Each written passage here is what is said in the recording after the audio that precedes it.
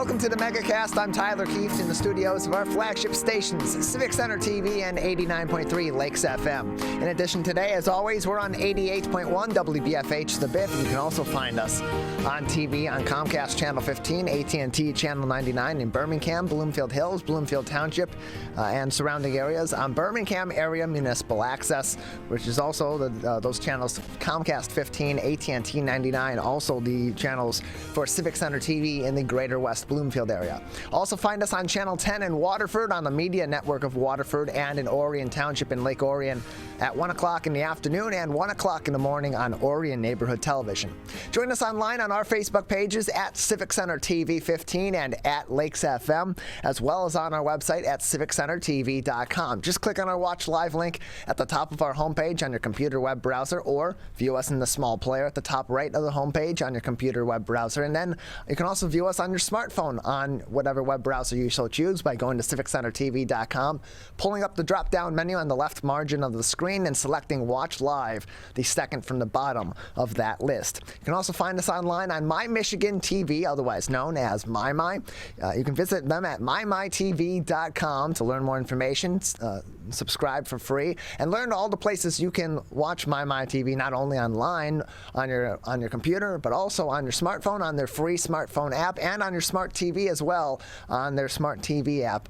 By just searching My Michigan TV or just searching MyMy TV or going to mymytv.com. You can learn more information about all of our partnering television stations and find out all the other additional programming they do on top of broadcasting the Megacast live 10 a.m. to 12 noon on Monday through Friday by going to our website at civiccentertv.com/Megacast, where you can also find all of our full shows and each individual interview on demand, so you can watch the show whenever it's most convenient to you or whenever interviews are most pertinent or important or interesting to you individually. Also on our website at civiccentertv.com, we have our coronavirus page at civiccentertv.com/coronavirus, where we provide you with information that's up to date directly from the Centers for Disease Control and Prevention, the Michigan Department of Health and Human Services, and the Oakland County Health Division's COVID-19 specific web pages, so that you have access, direct access, without having to dig through the weeds of the internet, to factual, up-to-date information from experts on the front lines all about COVID-19 as this pandemic continues to throw new information at us each and every day, and as we continue to be experiencing this current surge of COVID-19 cases here in the state of Michigan, including now many cases of the Omicron variant. Also, you can learn more about the Omicron variant, how it differs from the Delta variant and other variants before that, precautions you should be taking at this moment in time that are recommended at the federal, state, and local level, as well as find more information on vaccinations for COVID-19, whether it be your initial vaccinations from the Pfizer, Moderna, or Johnson & Johnson vaccines, or if you're looking for booster shots or shots for your kids as well. That's all civiccentertv.com/coronavirus, where we also post a few articles each day from some of the many great journalistic publications across the state of Michigan to keep you up to date on the top stories here in Oakland County and across the Great Lakes state. Our top story today from the Detroit Free Press: Oxford parents pled with school board to make sure that their children are safe at a meeting last night. Brian Cooper sat quietly in the middle of Oxford Middle School's common area, watching and listening to the school board discuss all it was doing in reaction to a shooting that killed 4 students 2 weeks earlier at the district's high school. Then, about 90 minutes in, it was his turn to talk. The parent of 4th graders, a 7th grader, and a 9th grader and 10th grader in the Oxford Community Schools urged the school board to be more transparent and to communicate better. He said the community needs to be involved in the response and any plans going forward. Then, as a light flashed to show his speaking time was up, he added one more piece of advice, quote, "Don't tell me I have to trust anyone. You have to earn my trust back," end closed quote. Cooper was among 70 parents and community members to attend the meeting. It was the first public school board meeting since the November 30th shooting. The crowd distanced out due to COVID-19 COVID-19 protocols was quiet and somber. The meeting began with the board president reading the names of the 4 students killed. Then the room was silent in their memory.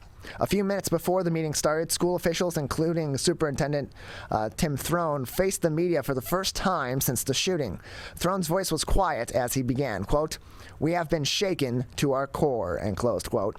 Parents were emotional in their comments to the board, pleading with members to regain the trust of the community. They asked the board to get life back to normal. Quote, "Every day we live in fear. The shooter wins," said Ann Sommer, parent of an elementary and middle school student.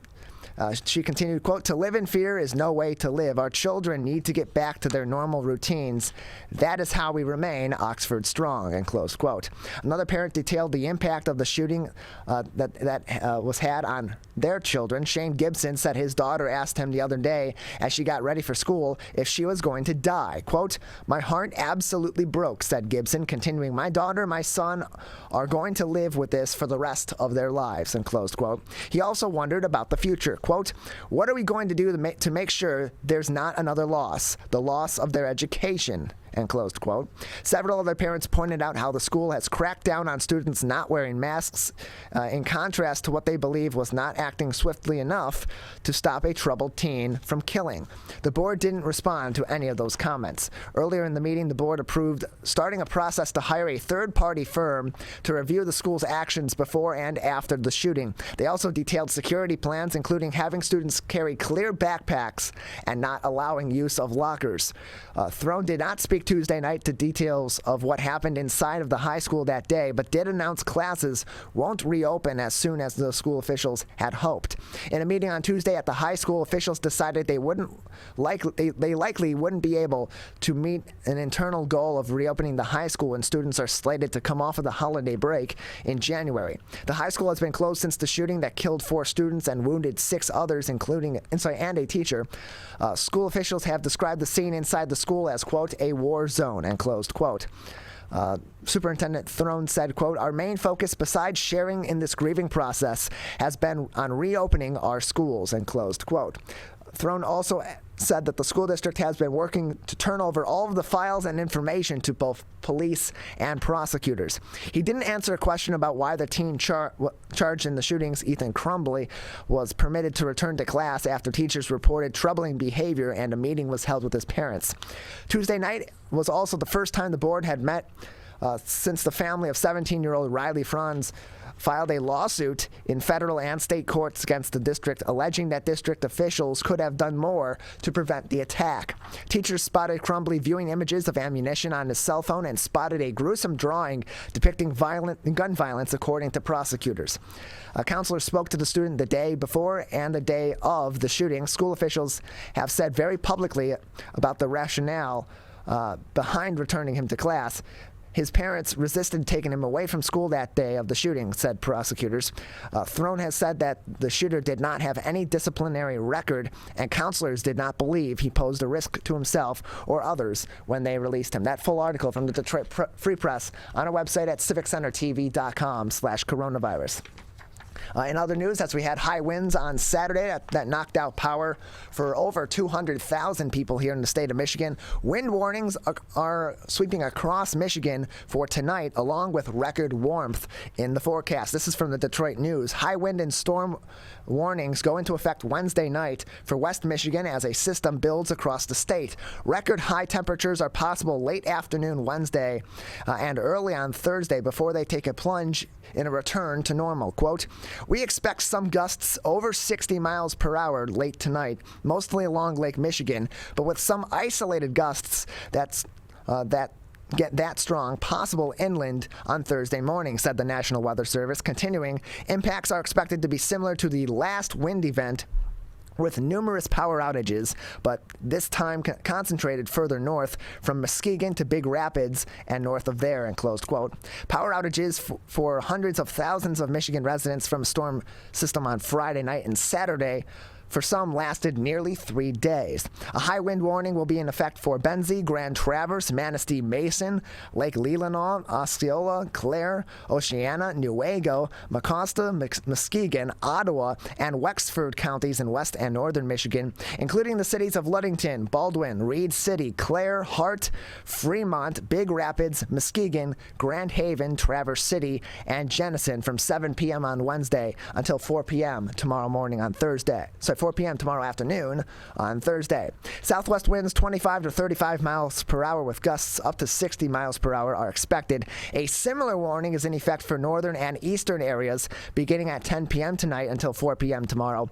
Those areas included are the cities of Petoskey, Sheboygan, Rogers City, Mansalona, Gaylord, Atlanta, Alpena, Kalkaska, Grayling, Mio, Harrisville, Lake City, Houghton Lake, Paradise, Sault Ste. Marie, Brimley, Kinross, Sugar Island, Detour Village, Gettsville, Drummond Island, St. Ignace, Brevert, Lescheneau Islands, Mackinac Islands, St. James, and Charlevoix. A storm warning is in effect from 7 p.m. Wednesday through 10 a.m. on Thursday all along the state's Lake Michigan coastline with southwest winds 25 to 35 knots and gusts up to 55 knots with waves 10 to 15 feet possible, according to the National Weather Service. A gale warning is in effect from Wednesday night through Thursday for both Lake Huron and Saginaw Bay and for Lake St. Clair and for the Michigan waters of Lake Erie from the Detroit River to the North Cape. Maximum winds are expected around 8 a.m. tomorrow morning with the largest waves up to 4 feet expected around 9 a.m. per the National Weather Service. For southeast Michigan, a wind advisory is in effect from 10 p.m. tonight until 4 p.m. on Thursday with southwest winds 15 to 25 miles per hour and gusts upwards of 50 miles per hour expected for the areas including the cities of Midland, Bay City, Bad Axe, Saginaw, Caro, Sandusky, Owasso, Flint, Lapeer, Port Huron, Howell, Pontiac, Warren, Ann Arbor, Detroit, Adrian, and Monroe.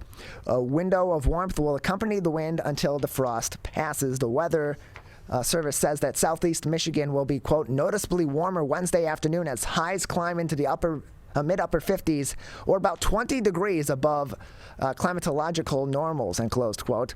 Those temperatures will persist into early Thursday when the high could approach 60 degrees. Normal temperatures for the Detroit, Flint, Saginaw area for this time of year are around 35 degrees.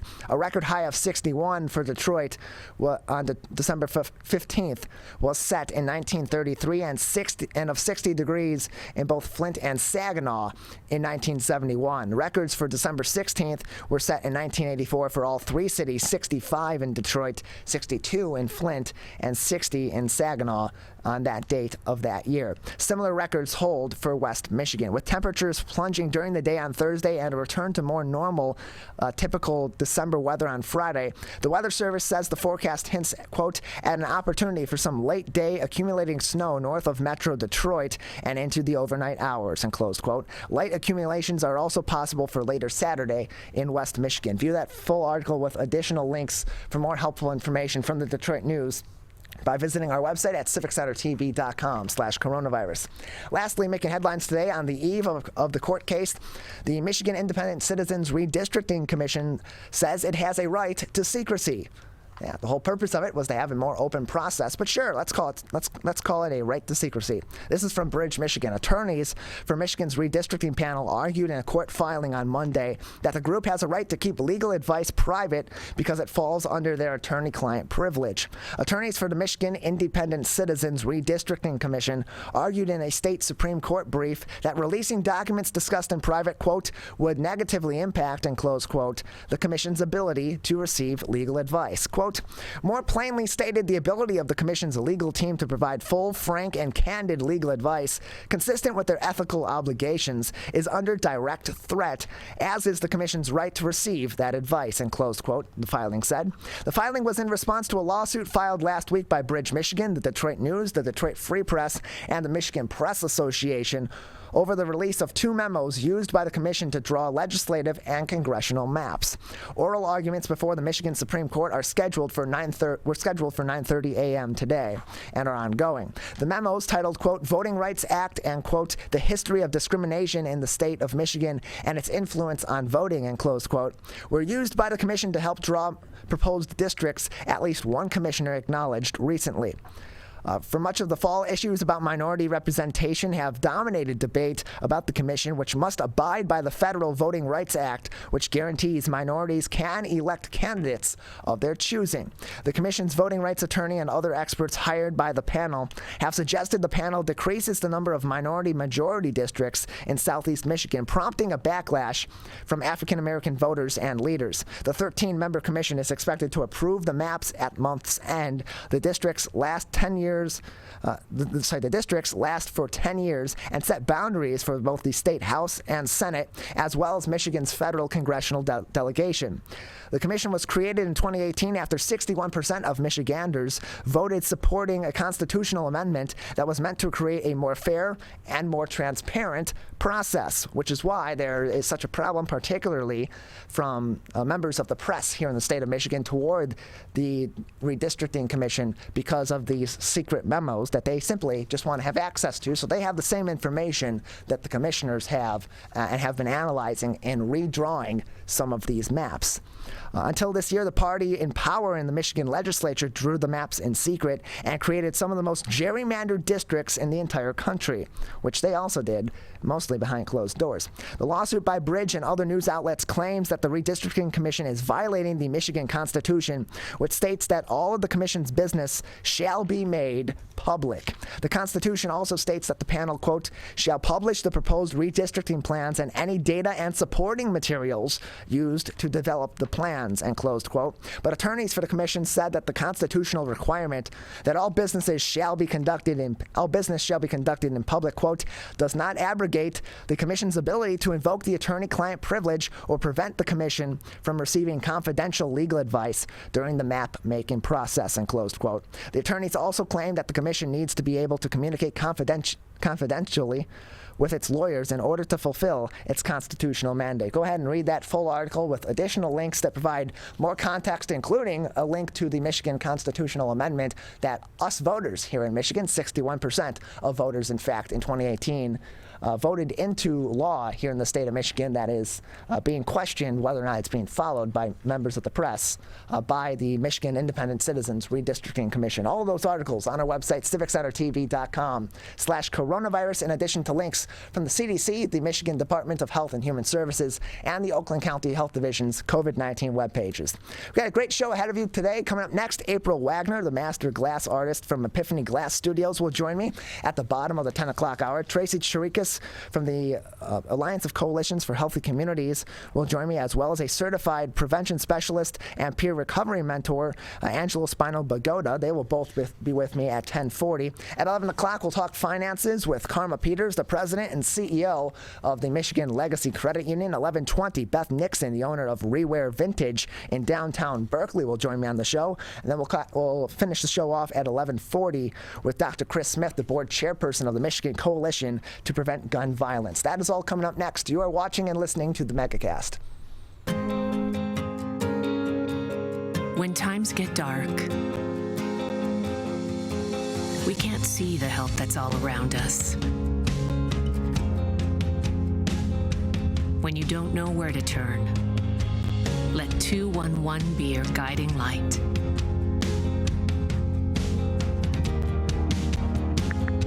211, how can I help you? Our guides are ready to connect you with the help you need.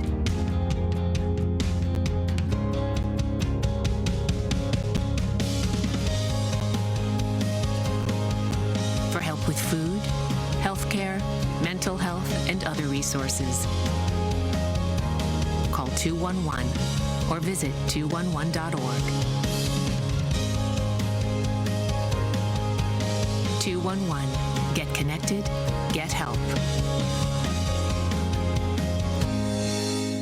If you are struggling to afford your internet bills during the pandemic, there's a temporary government program that may be able to help. It's called the Emergency Broadband Benefit, and it provides up to a $50 monthly discount on your broadband bill to qualifying households. Find more information about the program, including if you qualify and how to enroll, at fcc.gov/broadbandbenefit or call toll-free at 833-511-0311. A public service announcement from 89.3 Lakes FM. Whether you're the city, the county, or the Huron River Watershed Council, we work together to protect water resources for everyone. Most of the pollution entering our rivers is carried by rainwater that runs off roads, parking lots, and rooftops. a rain garden helps catch stormwater runoff. Rain gardens and their plants help dirty runoff soak into the ground. You can do your part to help keep our water clean. Learn about rain gardens and native plants. So consider a rain garden in your home landscaping. Catch the runoff with a rain garden. There's one water, and it's ours to protect. I couldn't breathe at all. There was lots of talk about putting me on a ventilator. I thought I was gonna die. I was 39 weeks pregnant and had a scheduled C-section. During that time, I got COVID and was hospitalized for a month. I had a blood clot in my lungs. It caused me to go into right-sided heart failure. I was really scared. I kept texting my husband and my mom, telling them how scared I was, and I was worried that he was gonna grow up without a mom. And then I was worried if, when I did get home, that he wouldn't know who I was. You know, being 27 and a mom and a wife and having that all almost taken away from me.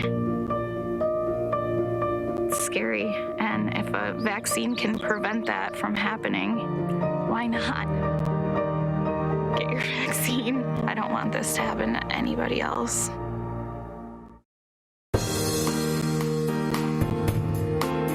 Welcome back to the Megacast. I'm Tyler Keefe here in our studios in West Bloomfield Township, although we're broadcasting all around Oakland County and across the state of Michigan on a number of different outlets.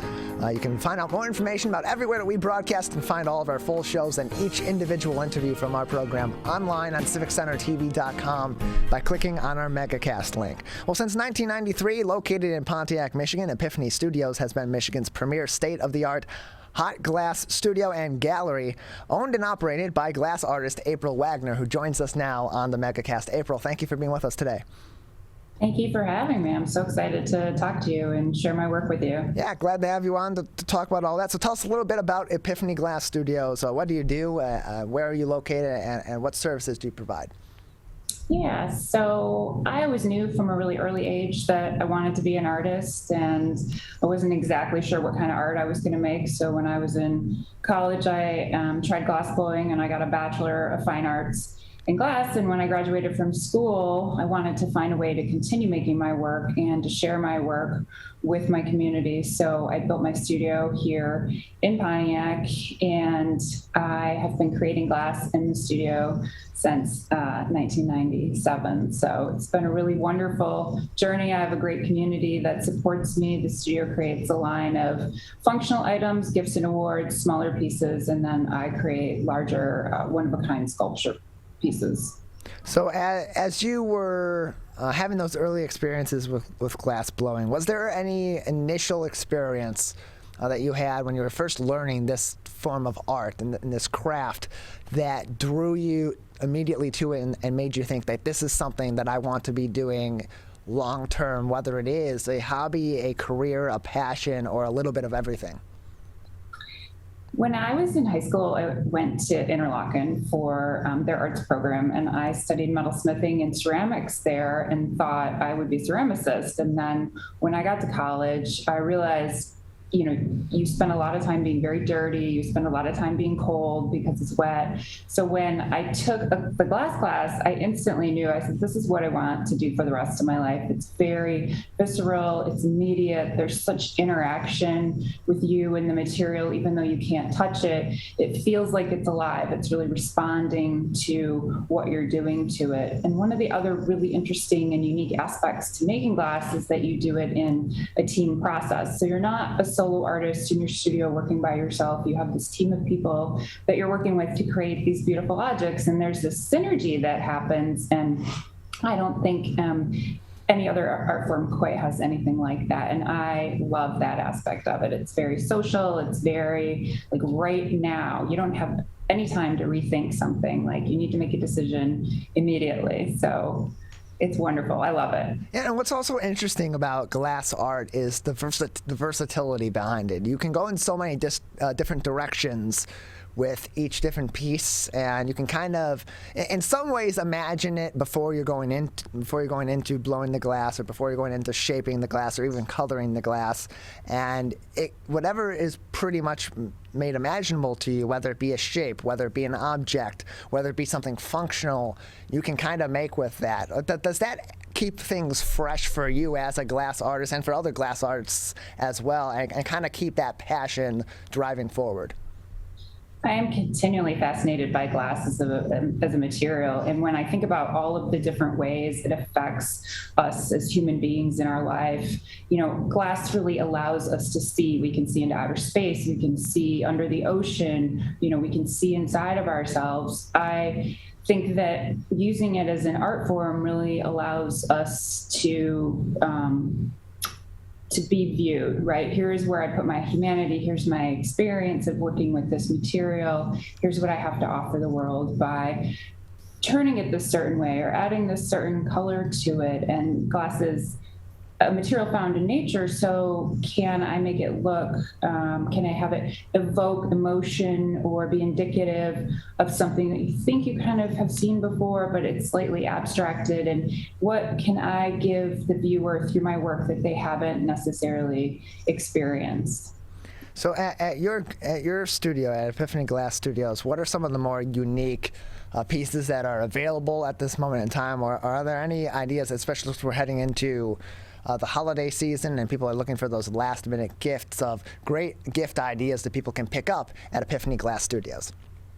Yeah, it's so important right now to shop local, to shop small business. We're all coming through this pandemic and we're doing it together. And the pieces that we have here at the studio, we have something that is perfect for everyone. We have a variety of price points. We have a variety of styles of pieces, everything from Christmas ornaments to drinking glasses.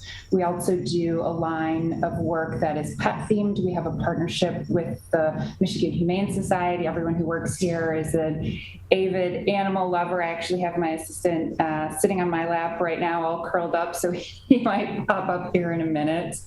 But we also, in addition to the Pontiac location, have our gallery at the Max Fisher building downtown, and that gallery is open in conjunction with the performances of the DSO. So that's usually Thursday, Friday, Saturday, and Sunday.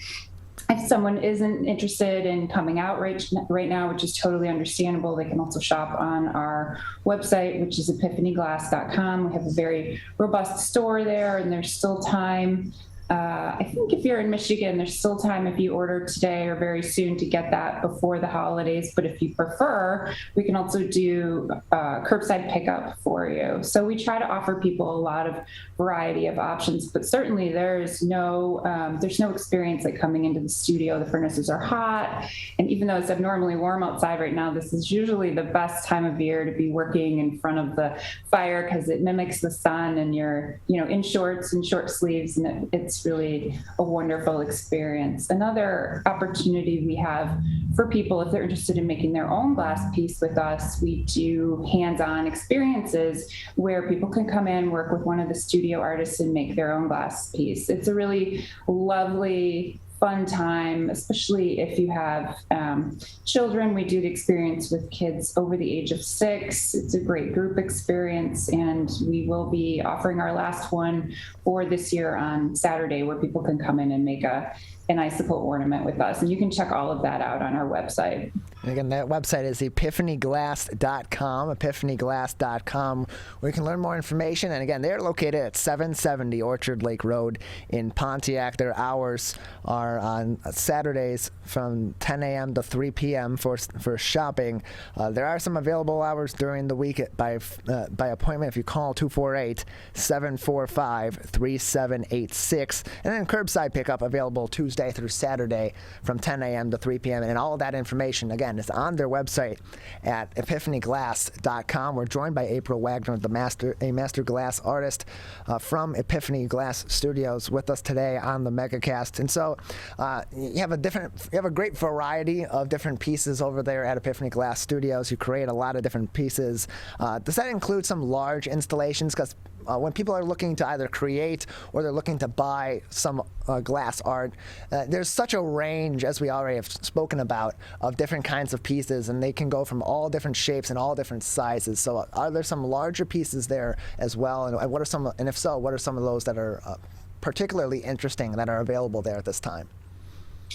So the thing I personally am most passionate about, again, I'm an artist, but I'm also a business owner. So I have made over the years a variety of items. I've made the paperweights and the ornaments. And as I'm working with my team, I've set it up so that they have the opportunity to make those items with me. So we'll design them and then they take those items into production. But what I personally am super passionate about is the large scale work. So most of my work is site specific. It's commissioned work. And if you're in the Detroit area, I have pieces at Cobo Hall, which I think they're calling Huntington Place now, at the St. Joe's Oakland Hospital, right there in the lobby. If you're in Northern Michigan, I just finished a commission for the new addition to the McLaren Hospital in Petoskey, and that piece is 40 feet by 14 feet by 14 feet. So that large scale public work where I have the opportunity to have a lot of eyes on the work is really so gratifying for me. In the studio, I have smaller versions of those pieces, like what you see behind me. The studio is an operational workspace. There is a gallery here, but we are working at capacity right now. So we are building another building next to our studios. If you come to visit here, you'll see it's under construction and makes parking a little bit difficult, but we do the best job we can. And when that new building is open, it will offer us another 2,600 square feet, which is a smaller footprint, but what's really exciting about it is that it's open to 26 feet. So I will be able to make some of these 2-story, 3-story projects that I have, in my roster to work on.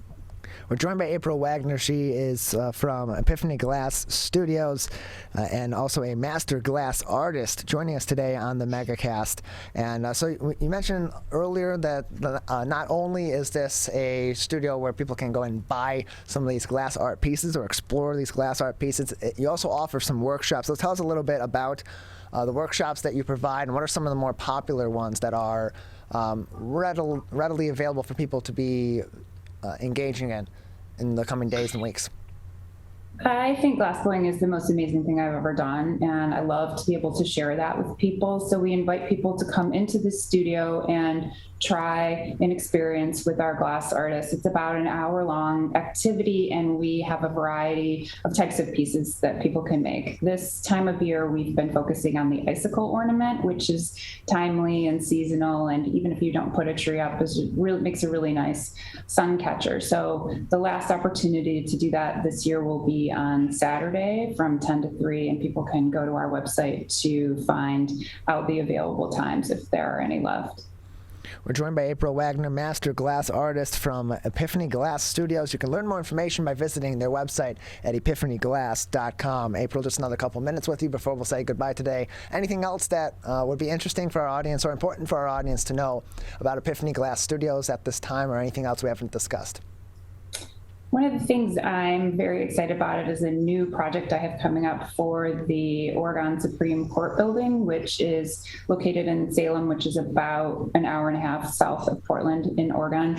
And that project will be a 3-story sculpture that I'll be creating for their building. And it's such an amazing opportunity. I'm really excited about that. And the process of making that is going to take about 1.5 years to complete. People always want to know, well, how long does something take? And it's a lot of engineering, and it's a lot of working with all of the stakeholders to make sure that the art is really exceptional in the space. So I look forward to sharing that with everyone, hopefully in 2022, but it might be in 2023.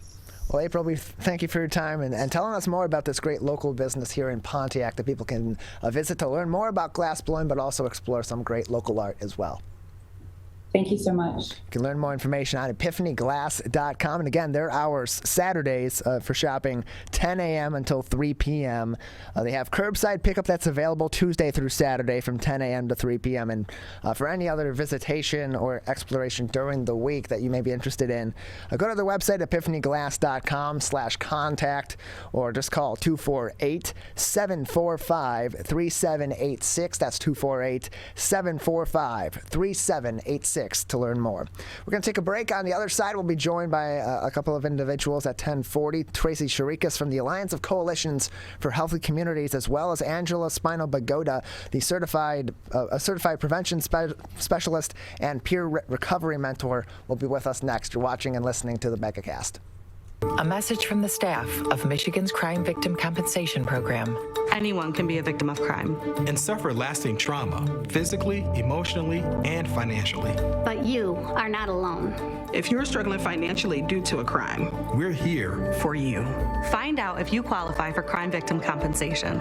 Call 877-251-7373 or visit michigan.gov/crime-victim. A message from the Michigan Department of Health and Human Services, Division of Victim Services. If you are struggling to afford your internet bills during the pandemic, there's a temporary government program that may be able to help. It's called the Emergency Broadband Benefit, and it provides up to a $50 monthly discount on your broadband bill to qualifying households. Find more information about the program, including if you qualify and how to enroll, at fcc.gov/broadbandbenefit, or call toll-free at 833-511-0311. A public service announcement from 89.3 Lakes FM. You see certain things get reincarnated in your children. My daughter is very much inspired by my wife's artistic pursuits. So my daughter started making necklaces. She makes what we call affirmation fashion. I tell her every day that your black is beautiful. Your black is beautiful. Your black is beautiful. And if there's anything better than being beautiful, it's being smart. And if there's anything better than being smart, it's being kind. And reaffirming that every day is our method of making sure her chin never drops. My dad wasn't around, and I remember riding a bike and falling off and cutting myself, and me never just wanted to get back on it. People ask, how your children learn how to ride a bike, and you didn't. I didn't teach them. I just created an environment where they taught themselves, and all I had to do was be there.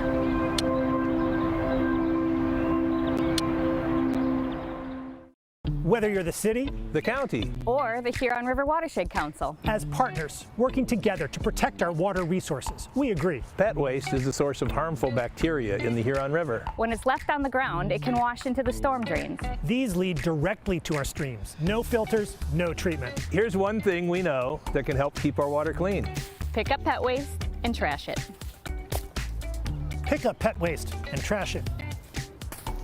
So pick up pet waste and trash it. There's one water, and it's ours to protect. Who is struggling right now? I am. My son is. Many are struggling with anxiety, depression, and substance use.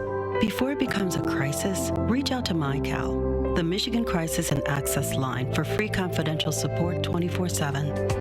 Available in the Upper Peninsula and Oakland County.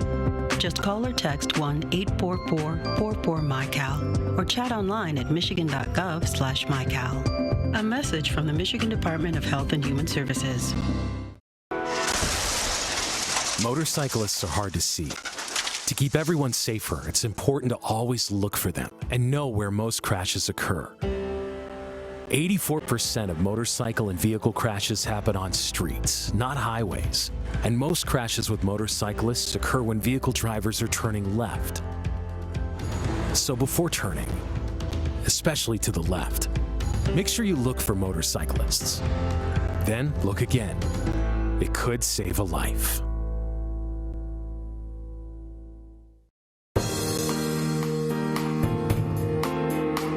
Welcome back to the Megacast. I'm Tyler Kieft here in our studios in West Bloomfield Township, although we're broadcasting all across the state of Michigan on a number of different outlets.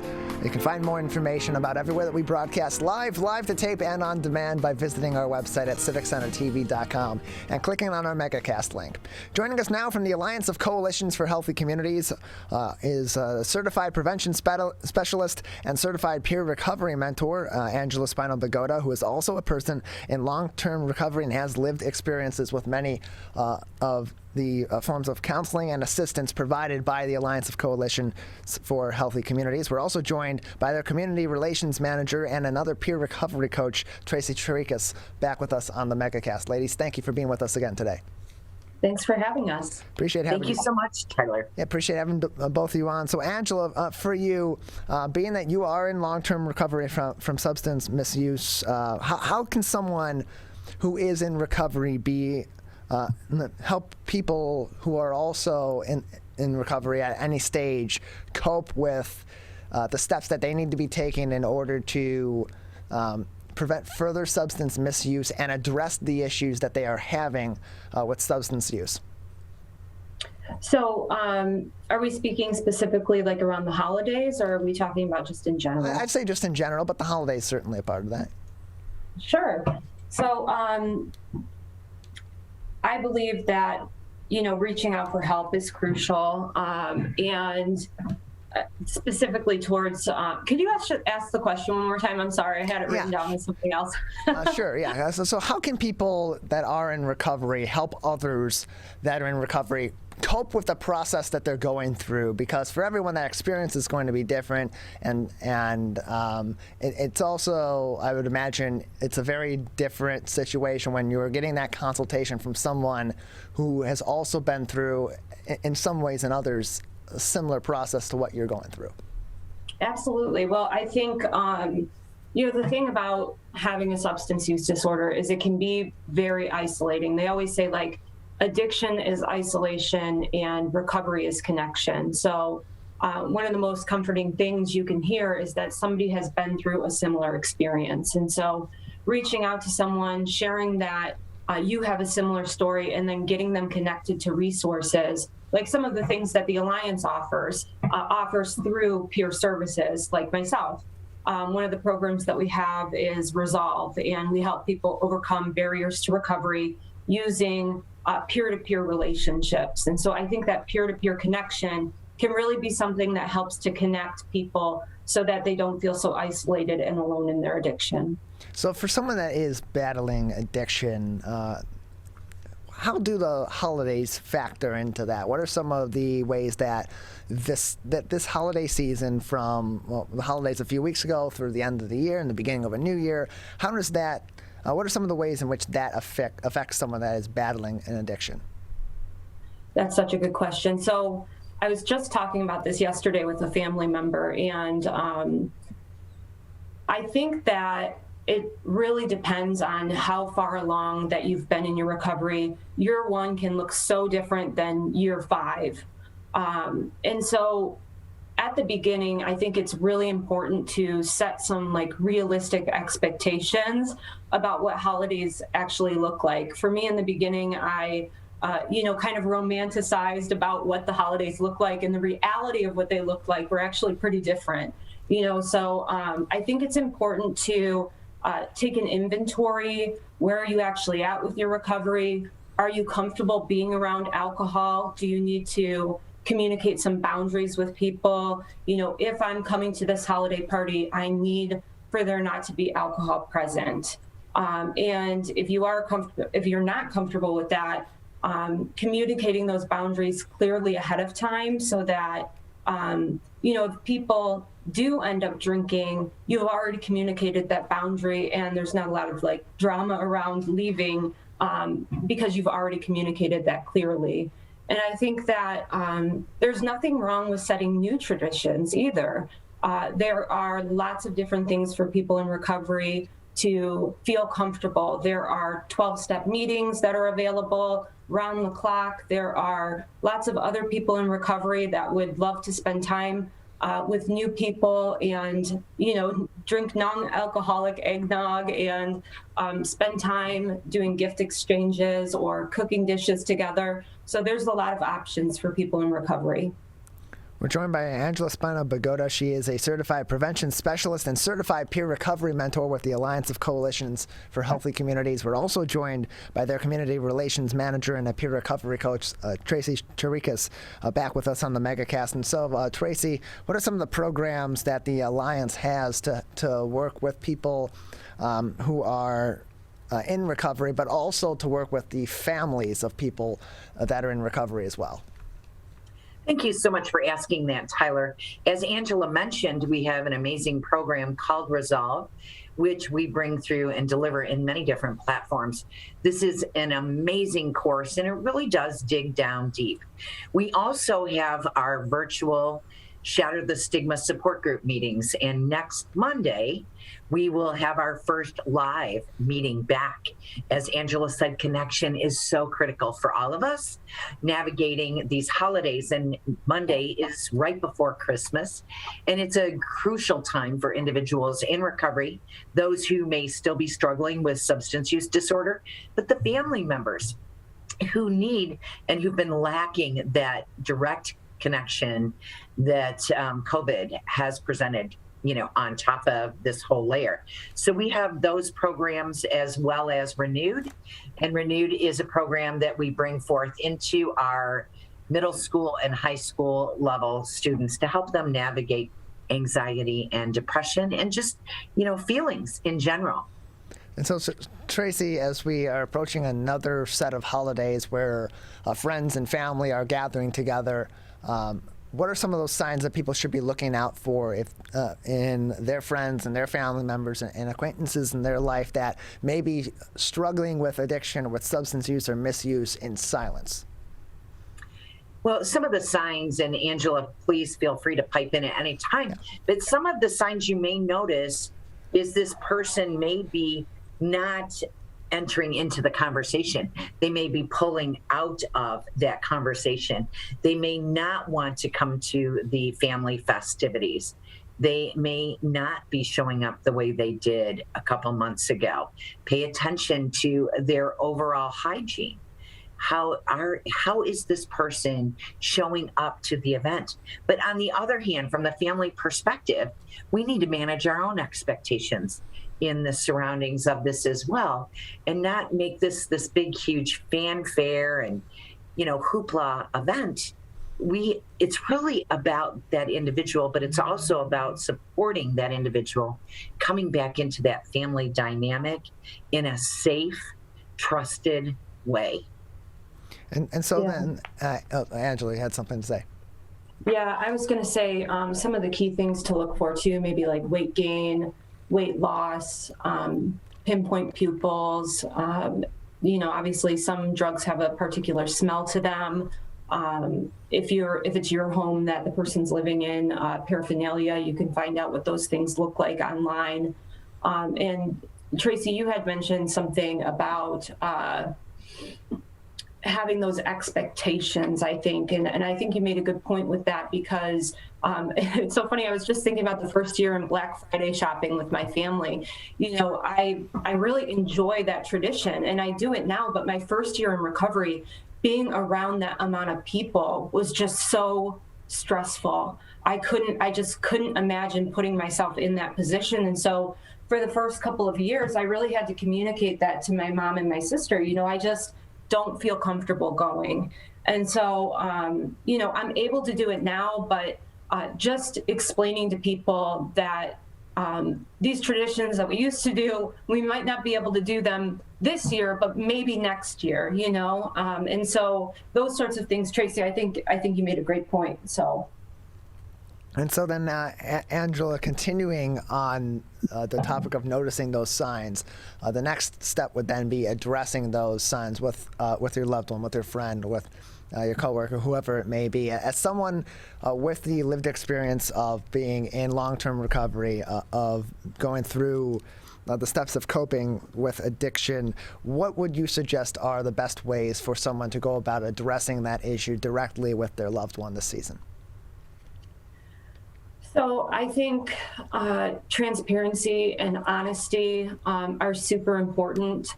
I often think that people get this message of tough love, and I just don't like that terminology. You know, I think it's important to set boundaries with people, but I do also think it's important to communicate things with love.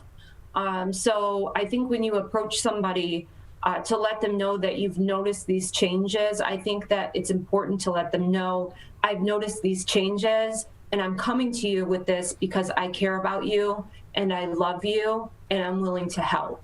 And so when you approach someone, addiction, substance use disorder, it's one of those things that unfortunately, this disorder has been something that has been criminalized. It's been something that has been stigmatized. And so people unfortunately go into a lot of denial about it. So letting them know, this is a health condition. It's something that I want to do to help you.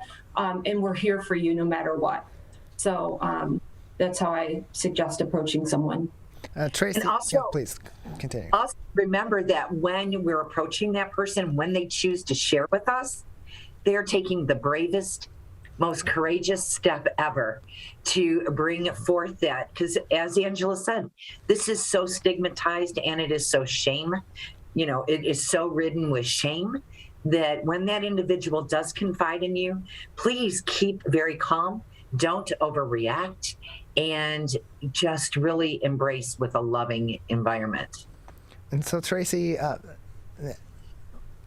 substance use issues, addiction, it's just one of the many different forms of mental health issues or mental health related issues that can come to the forefront during stressful times such as the holidays.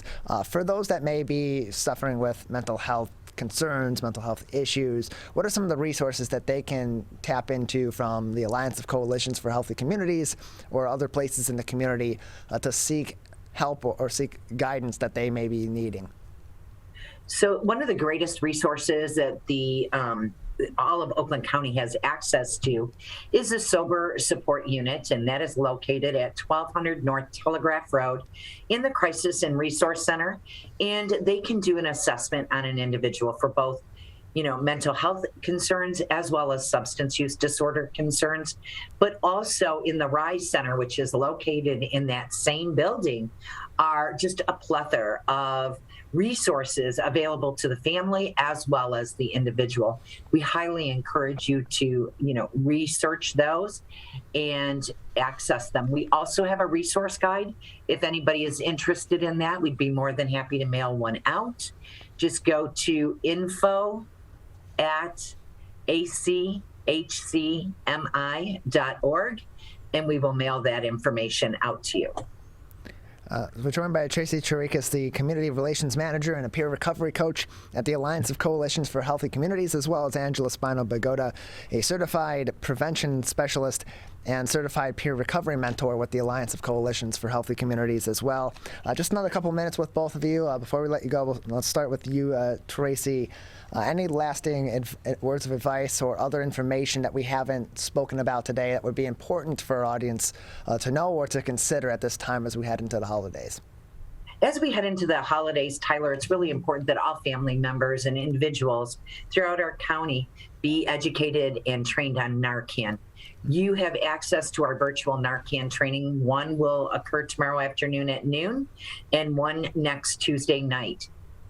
I cannot emphasize this enough, that we all should be carrying Narcan, and especially now during the holidays. To access that registration data, please go to achcmi.org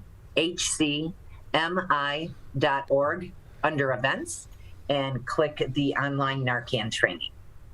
And then Thanks, Tyler. Sure. I would just say that holidays can be a lonely time for some individuals that are suffering with substance use disorder, or people who are in the beginning of their recovery. And so I just want to let anyone who might be listening know that you are not alone. Please, if you need any sort of resources, Tracy gave that resource information at achcmi.org.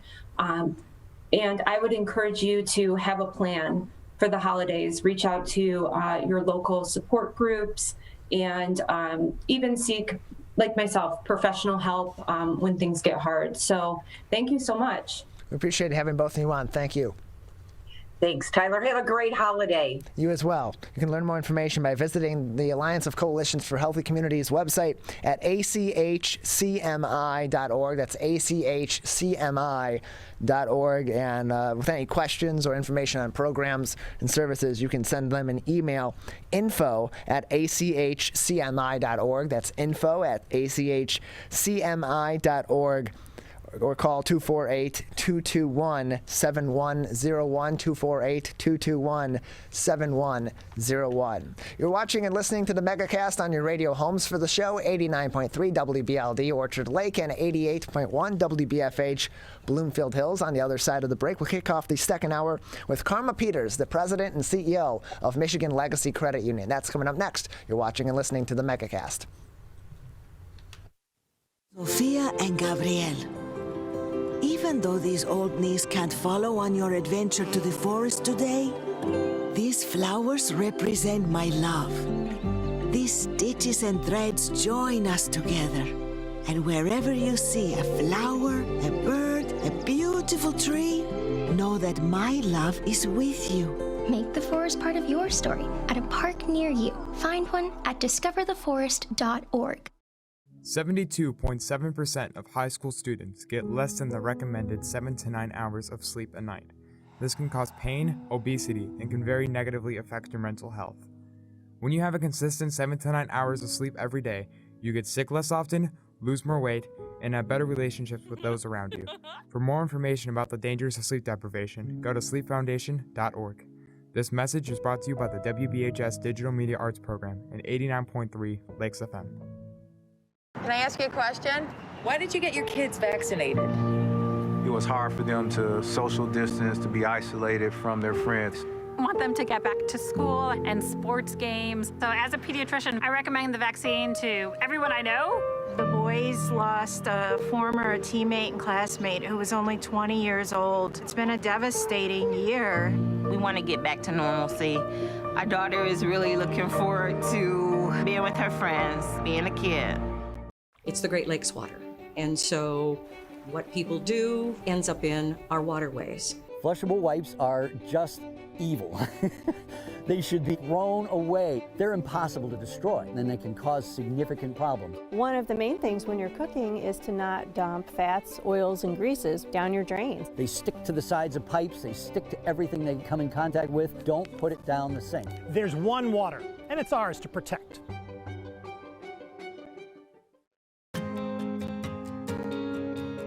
When times get dark, we can't see the help that's all around us. When you don't know where to turn, let 211 be your guiding light.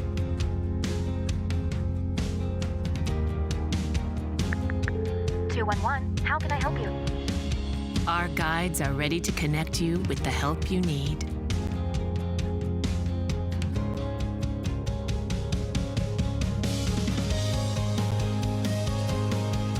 For help with food, healthcare, mental health, and other resources. Call 211 or visit 211.org. 211. Get connected, get help. We may come from different organizations, but we work together to protect the Huron River for everyone. Neighborhood storm drains carry water directly to local creeks and streams. No filters, no treatment. Storm drains also help reduce street flooding when it rains. So clearing storm drains and the areas nearby of trash and leaves helps keep them for rain only. It is easy to do your part by adopting a storm drain. Find a storm drain, check it, and clear it every month. So keep storm drains for rain only. There's one water, and it's ours to protect. If you are struggling to afford your internet bills during the pandemic, there's a temporary government program that may be able to help. It's called the Emergency Broadband Benefit, and it provides up to a $50 monthly discount on your broadband bill to qualifying households. Find more information about the program, including if you qualify and how to enroll, at fcc.gov/broadbandbenefit, or call toll-free at 833-511-0311. A public service announcement from 89.3 Lakes FM.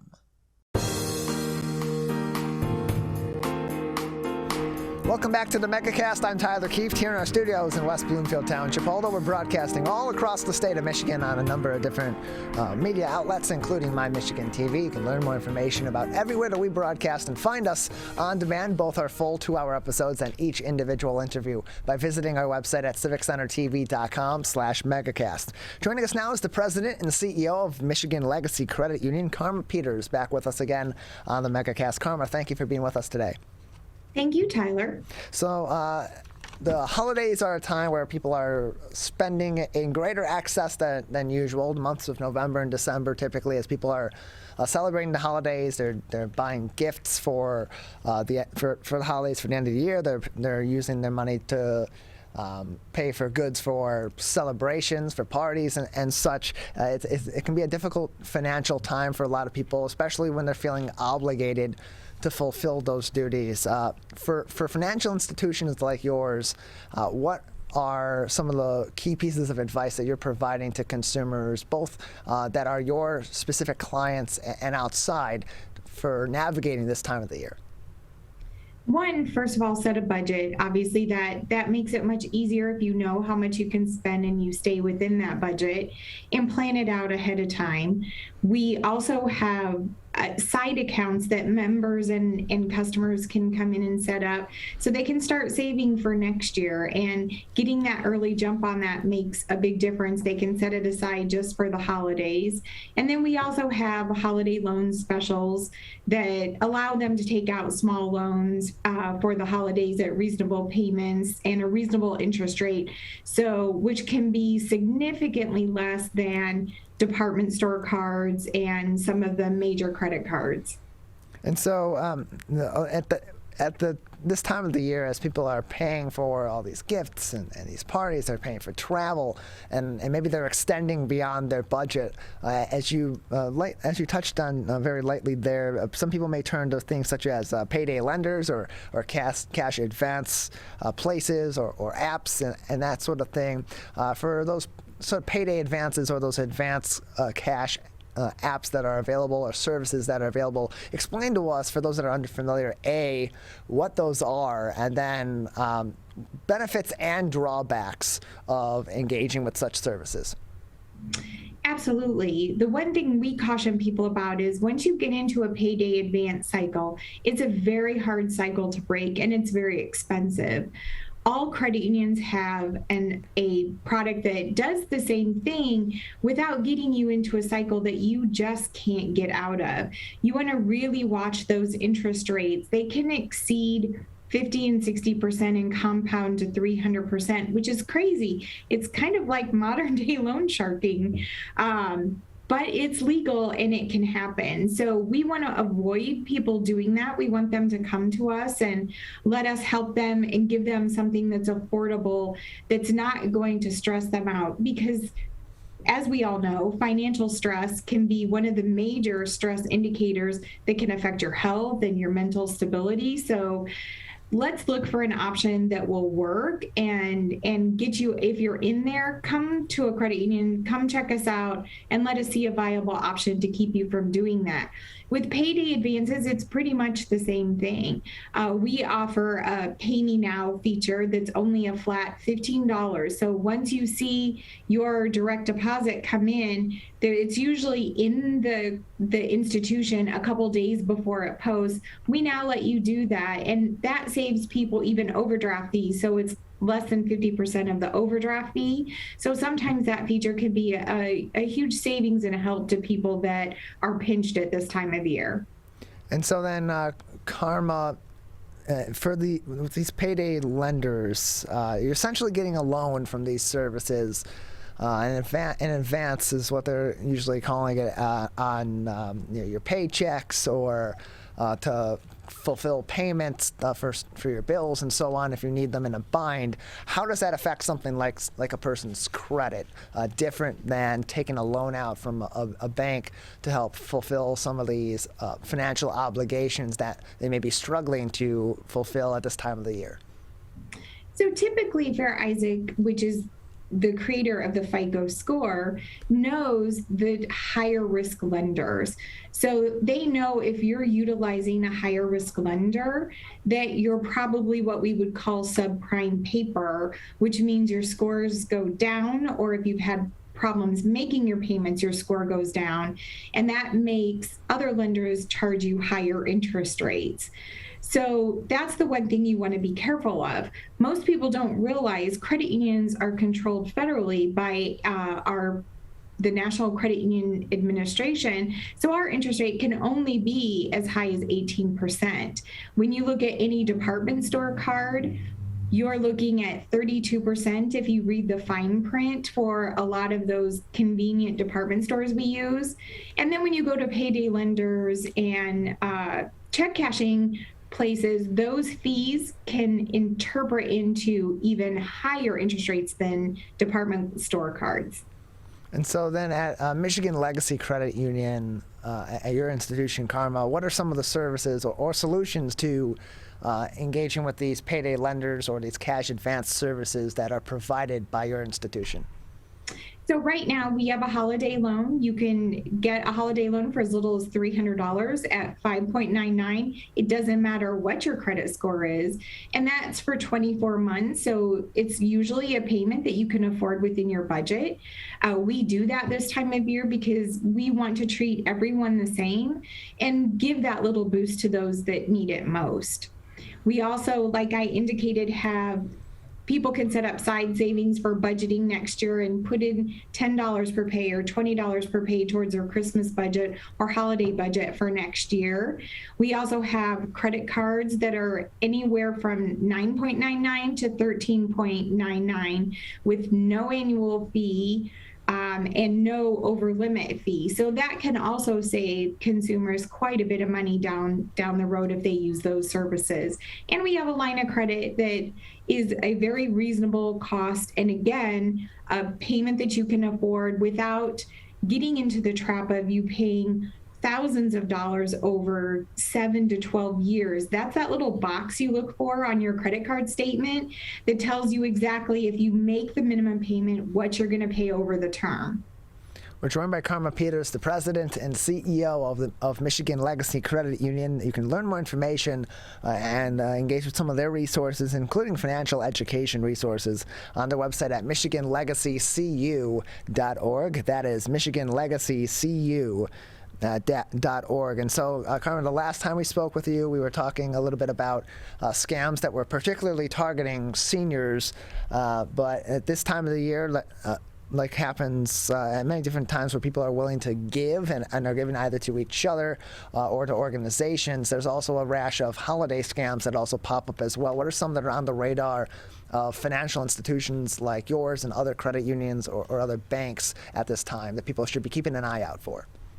All those typical emails, that's the number one way consumers get hacked, is by clicking on a link of the email. If you see that and you read it in your email, don't click on anything. If you want to go to that organization, go to their website and donate through there. That's one way to help ensure your safety. Never give out your information to someone who calls. Again, if they're calling you for a donation or for assistance, hang up, call the institution with their number or the organization with their phone number on their website and make that donation that way. That way you ensure the money goes exactly where you intend for it to go.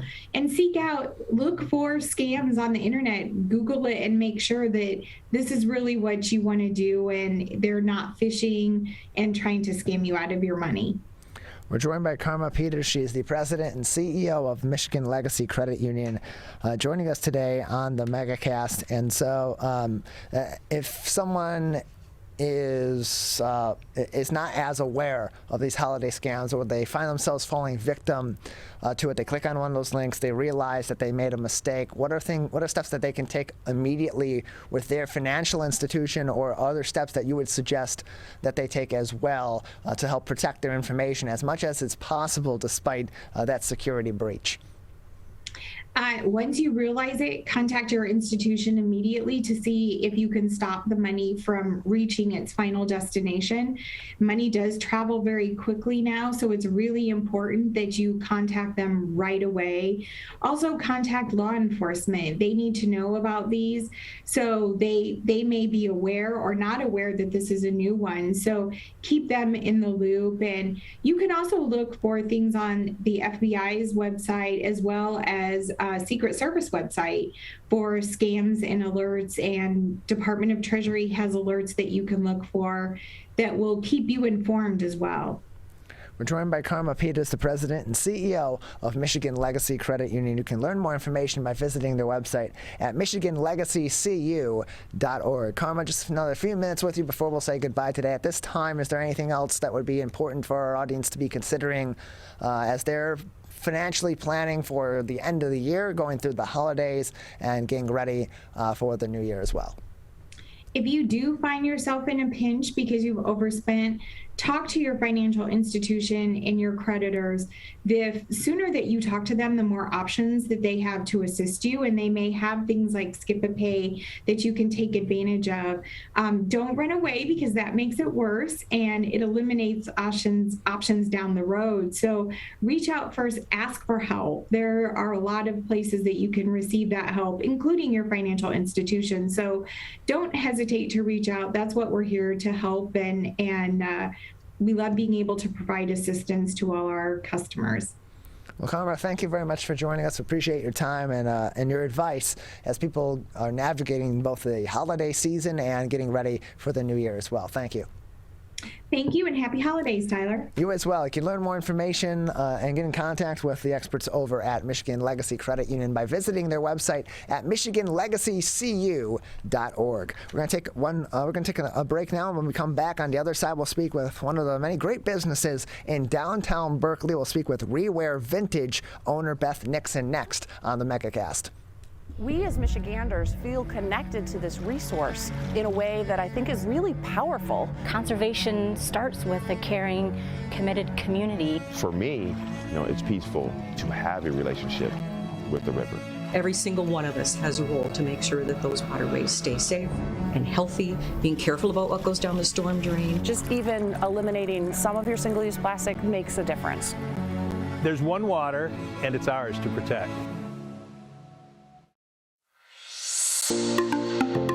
Did you know that nearly 3.31 million Americans don't get their annual checkup? Going to the doctor regularly is extremely important and is a crucial factor in maintaining good health.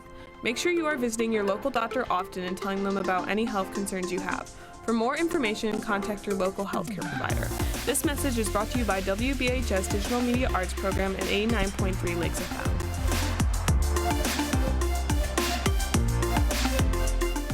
Achoo! People are getting out to walk and bike in higher numbers. More vulnerable road users and higher speed traffic can be a dangerous combination. Crash severity has increased, so if you're driving, be sure to slow down and look for people. There's no need to speed. If you're biking, ride with traffic. If you're walking, avoid stepping into the road if possible. If you have to walk in the street, walk facing traffic. Learn more at walkbikedrivesafe.org.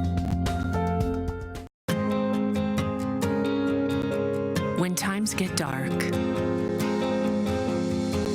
we can't see the help that's all around us. When you don't know where to turn, let 211 be your guiding light.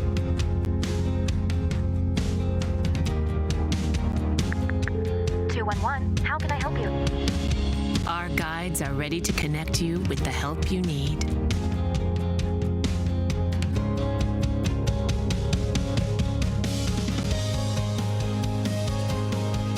For help with food, resources. Call 211 or visit 211.org. 211. Get connected, get help.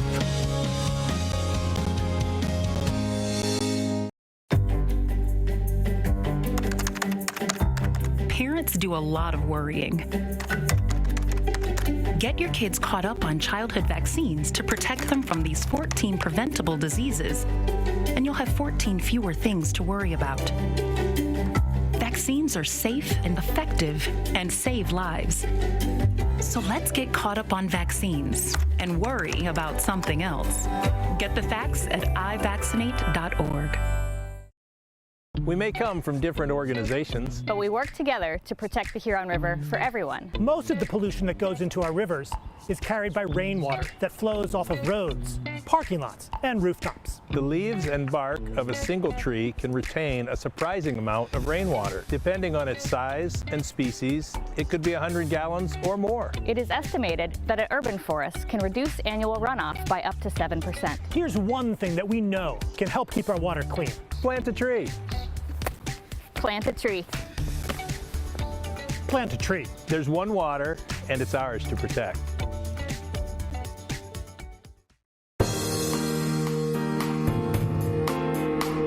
Welcome back to the Megacast. I'm Tyler Keefe here in our studios in West Bloomfield Township. Although we're broadcasting all across the state of Michigan on a number of different outlets, on TV, on the radio, and on the web, you can learn more information and find all of our shows and our individual interviews on demand by visiting civiccentertv.com/Megacast. Joining us now is Beth Nixon. She is the owner of Reware Vintage in downtown Berkeley. You can learn more information on their website at rewarevintage.com. Beth, thank you for joining us today.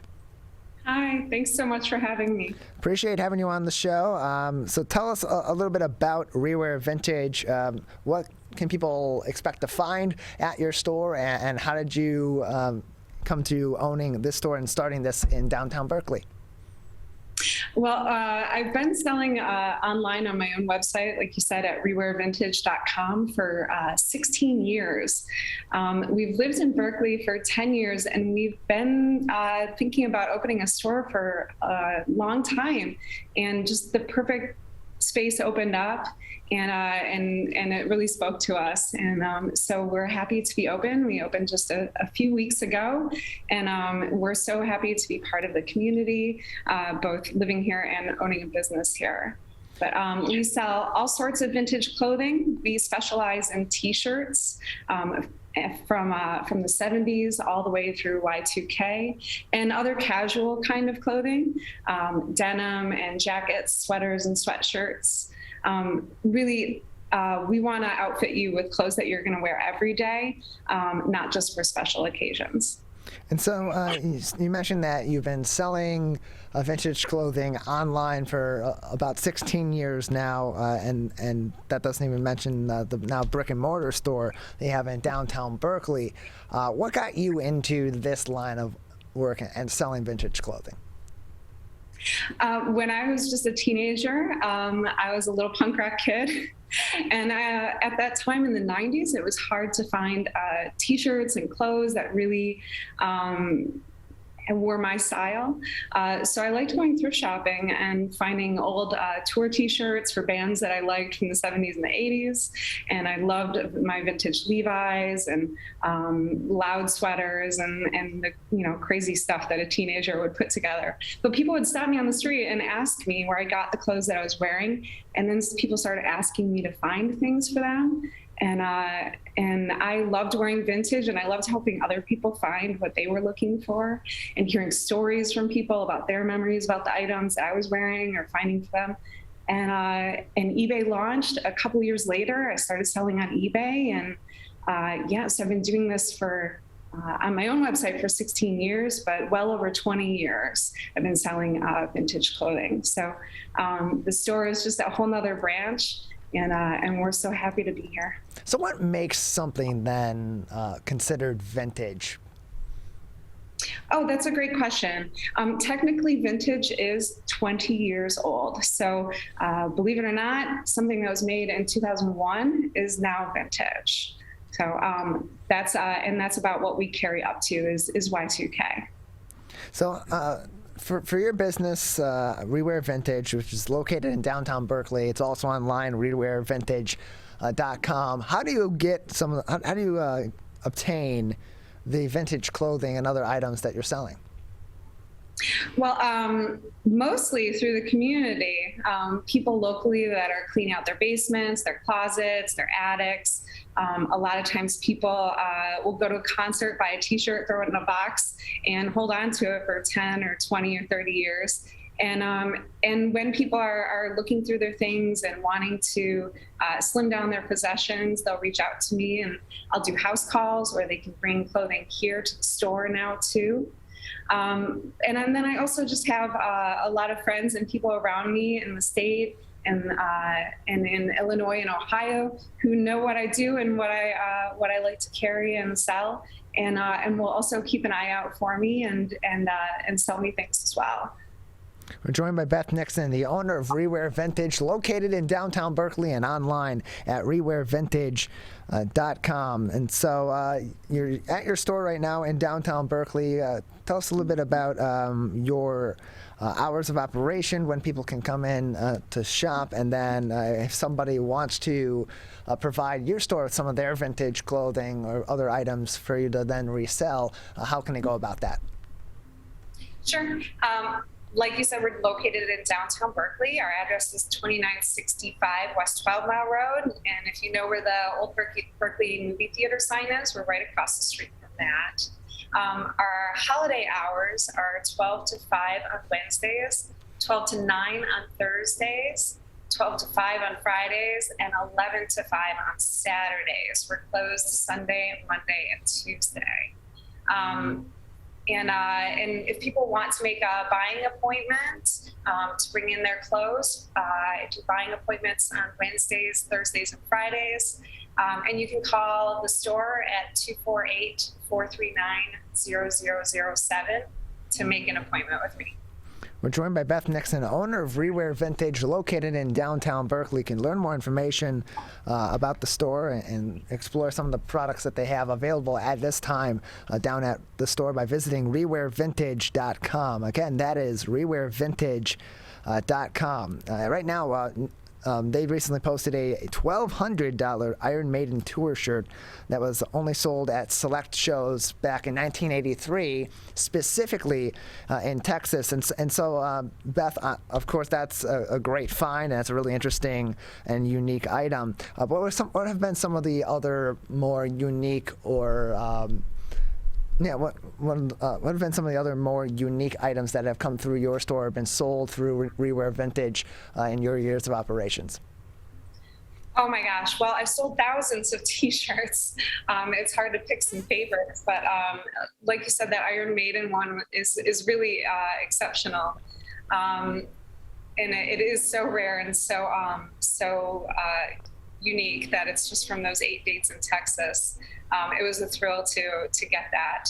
But we carry band t-shirts from across the spectrum of music. Right now we have Garth Brooks t-shirts, Run DMC t-shirts. We've got a Misfits shirt from the 90s, a D12 shirt that was owned by one of their security guards. We've got all sorts of t-shirts for movies too. We have Teen Wolf and Three Amigos. And really, gosh, I think the best t-shirt I ever had was a Beastie Boys shirt that they had to pull off their License to Ill Communication tour after a few dates because there were so many people upset about the vulgarity on the back. And that was probably the favorite shirt of mine to have for a little bit before I passed on to somebody else. So Beth, people are bringing in their items consistently to your store. You're looking all over for these vintage items that you can then resell through Reware Vintage. About how long on average would you say that these products remain in your store, remain available online before somebody picks them up? That's a really good question. I mean, we have t-shirts that sell for starting at $16, so there's lots at every price point. And a lot of those lower priced t-shirts will last just a day or two. along with like any t-shirts for the Detroit Tigers, Red Wings, Pistons. Those don't last long at all. But then we also have shirts that will stick around for a year or two before the right person sees it who's been looking for it. And I imagine that Iron Maiden shirt will take a little bit to sell. But we're happy to always be finding new t-shirts. We put out new shirts and clothing every week. And it's exciting to reunite them with new owners. And sometimes it's people that owned the shirt 20 or 30 years ago who lost it, or an ex took it or something. So I'm happy to have them find it again and wear it all over again. You can learn more information and and take a look at all the products that they currently have available at their website at rewarevintage.com, or by visiting their store in downtown Berkeley. We're joined by Reware Vintage owner Beth Nixon on the Megacast, and people are doing their holiday shopping. They're going to continue to be doing that, their last minute shopping as we head into next week and approach the Christmas holiday and other holidays toward the end of the year. And people want to be shopping local, are still focused, hopefully, or at least we hope that they are, on shopping local. So right now at your store, what are some interesting items that would make good gifts, even stocking stuffers, for people this holiday season? Sure. Well, one of the big hits that we've had this season is these old Detroit Tigers glasses from 1984.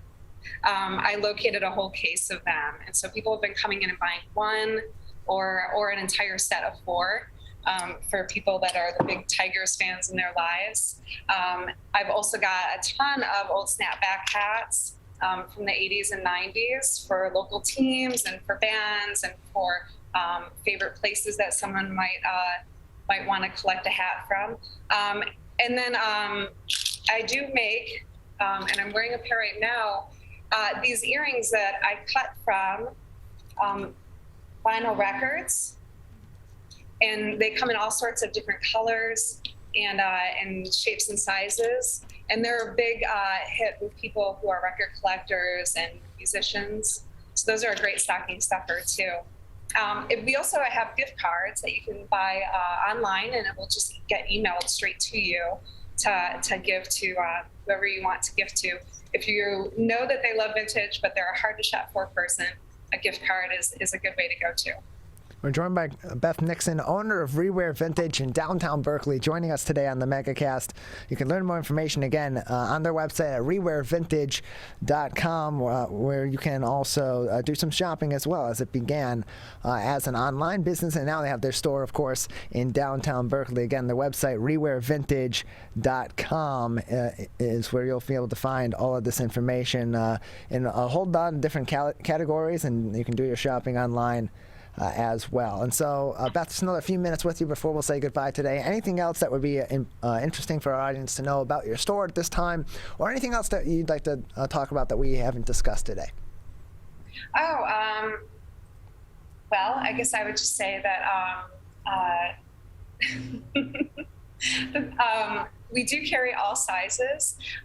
We carry kids' clothes from 6 months up, and adult men's and women's clothes from extra small all the way up to 3X. So we like to think that there's something for everybody, of every size, of every age here. Well, Beth, we appreciate your time. Thank you for telling us about this really interesting business that you have in downtown Berkeley.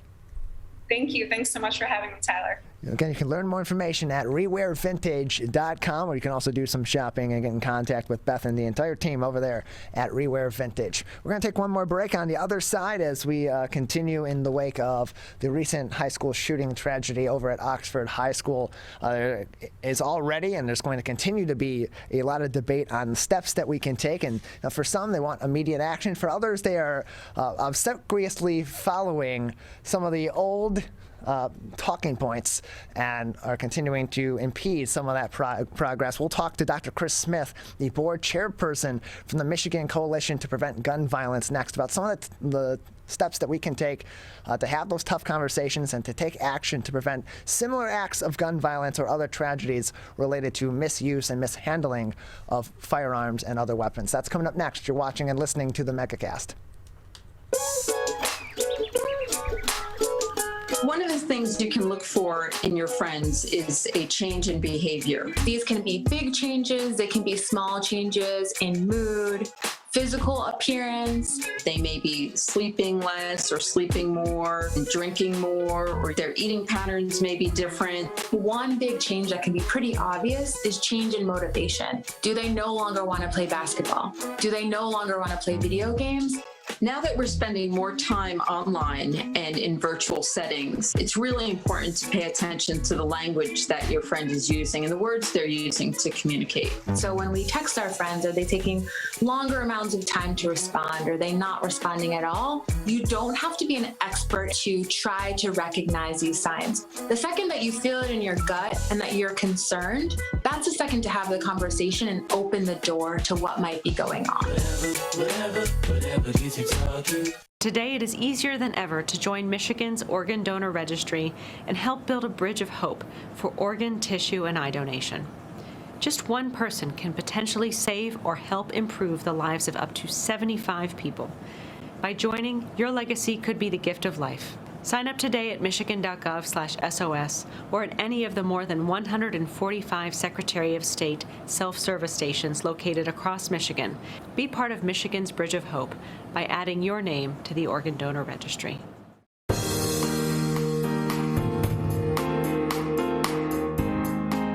Joining us now is Dr. Chris Smith. He is the board chairperson with the Michigan Coalition to Prevent Gun Violence, to speak on a number of different issues, of course, as we are approaching 2 weeks since the tragic school shooting at Oxford High School on Tuesday, November 30th. Dr. Smith, thank you for being with us today.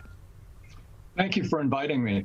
I appreciate having you on to talk about a complicated issue that has been plaguing our country for decades now at this point, and there doesn't seem to have been any progress on it for a number of different reasons, mostly political, in some ways very ideological issues, and it's more of a situation, it seems to me, from the outside looking in, as agreeing to disagree to the point of inaction. So when you heard about the shooting at Oxford High School, being that it was right here in our local area, it was here in the state of Michigan, what was your initial reaction to it, and what are your thoughts on the action that Michigan needs to be taking to prevent further acts of violence like this in our schools and beyond going forward?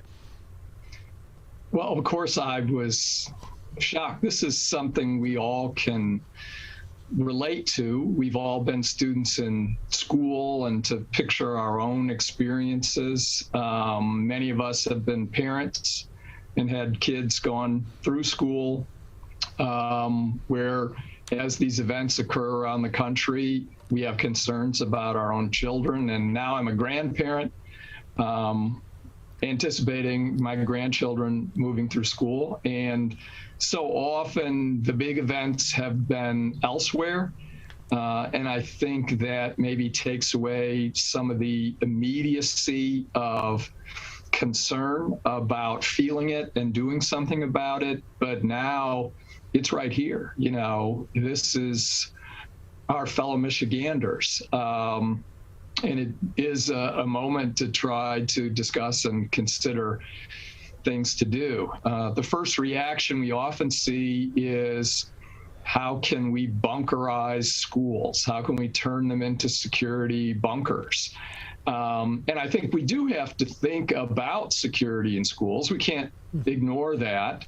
But I don't think we can ignore the impact that may have on the educational experience of children, on the new roles and responsibilities we impose on teachers, and detrimental effects of that sort. And certainly, I think we have to, again, go back to one of the real root enabling causes of this, and that is the easy availability of firearms in our state and in the United States, and the lethality of the firearms that are available to civilians in terms of ammunition capacity, velocity, and that sort of thing. But I think you're right. Guns and gun ownership have become such an ideological issue and cultural symbol,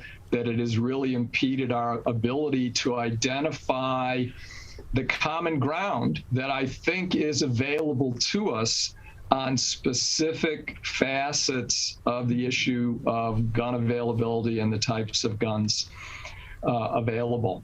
We're joined by Dr. Chris Smith, board chairperson with the Michigan Coalition to Prevent Gun Violence, joining us on the Megacast. So I'd like to ask for your opinion on the next steps that should be taken. But before that, I want to give you an opportunity to discuss a little bit about what the Coalition to Prevent Gun Violence's goals are in terms of the gun issue.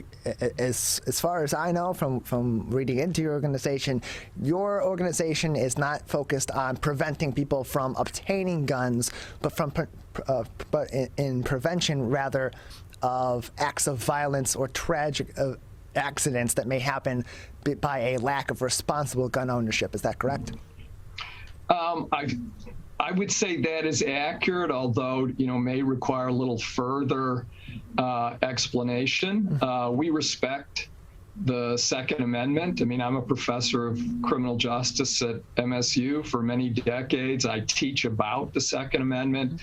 The Second Amendment has been interpreted by the Supreme Court to protect a right of gun ownership for law-abiding Americans, and we respect that, and it kind of works against everyone's purposes for those who claim that any regulation of guns is a secret attempt to take guns away from everyone. That can't happen because of the Second Amendment.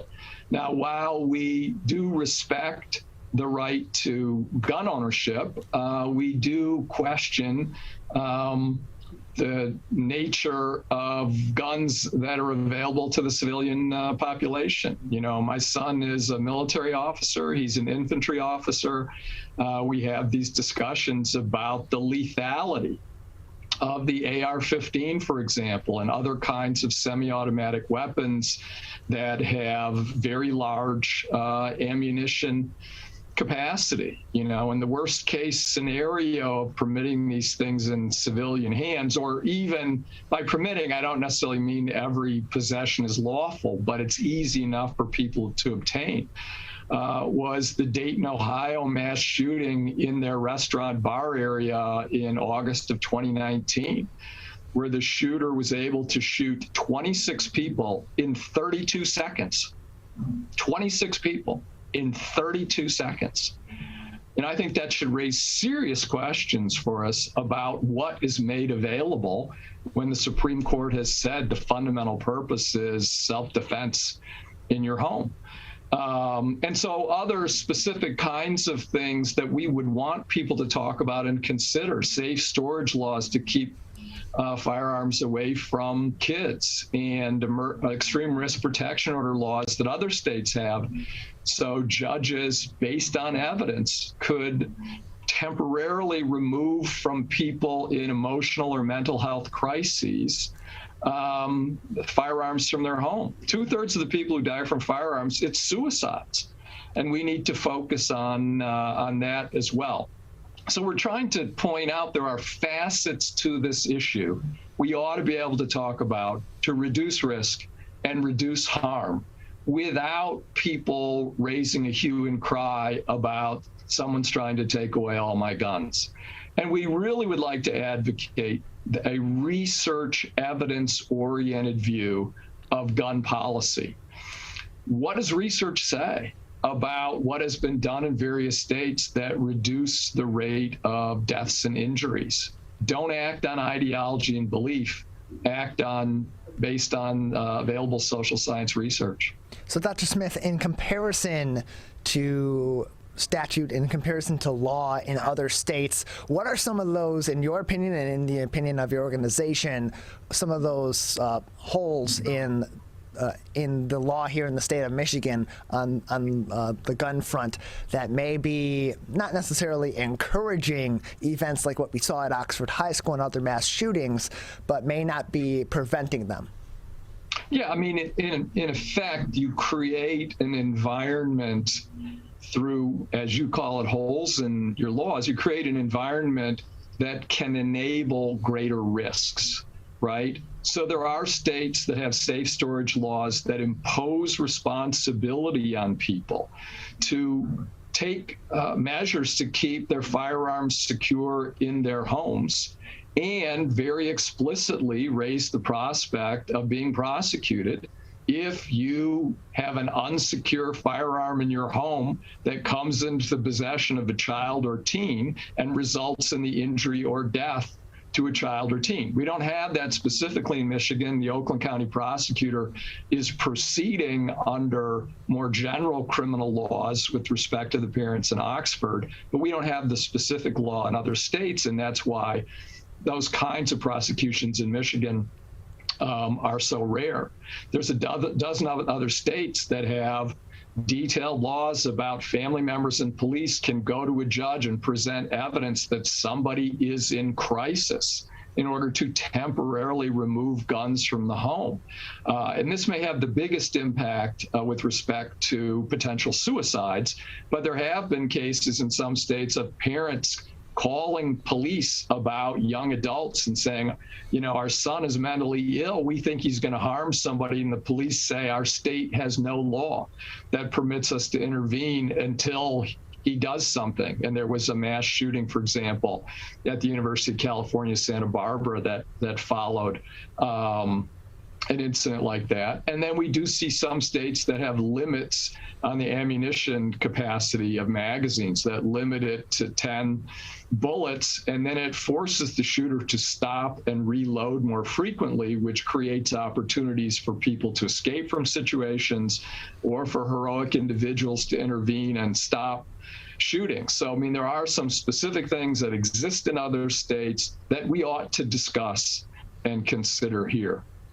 We're joined by Dr. Chris Smith, the board chairperson of the Michigan Coalition to Prevent Gun Violence, joining us today on the Megacast. And so in terms of Michigan's laws currently in place, or what can be discussed as preventative measures, there's been a lot of discussion, particularly in this case, because this 15-year-old child was able to have seemingly such free access to this firearm, about gun security by the owners of these firearms. What laws are currently in place that are creating that, establishing the responsibility to properly store and secure your gun, or what could be put in place in terms of legislation to make that be what is expected legally of gun owners to prevent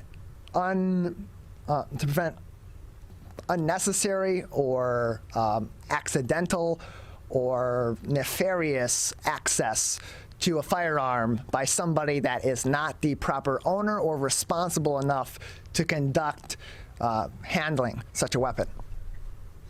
Well, there's a couple different kinds of laws we see in place elsewhere. And of course, this issue doesn't just arise with mass shootings, you know, which are relatively at schools, which are relatively infrequent, but it's the cases we see throughout the year where a 5-year-old finds a gun under the pillow or in the drawer and shoots his 3-year-old sister. You know, we see those things with just heart-wrenching regularity. But, you know, actual laws that say you can be criminally prosecuted and convicted if you're the owner of the firearm and it comes into the hands of a child or teen because you left it unsecure. And the other, you know, issue with that is that firearms are, you know, a very common target in burglaries.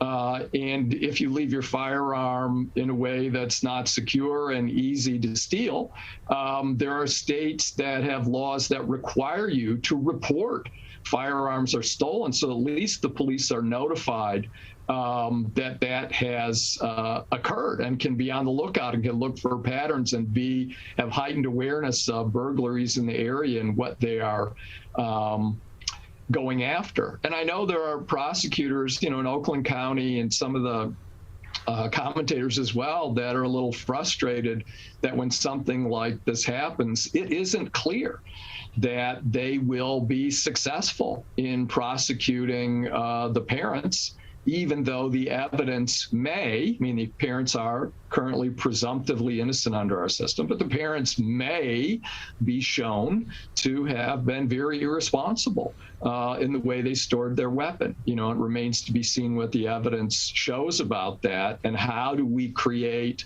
incentives on people? How do we deter conduct that increases risk to children in ways that really cause harm to society? And we would like to see the legislators, there are proposals in the legislature, and we would like to see them permitted to get hearings so the evidence could be heard from experts, and there could be discussion by legislators from both parties of these issues. Right now in Michigan, I would say because of ideology, you don't even really get the proposed bills permitted to have hearings in the legislature in order for these discussions to be aired.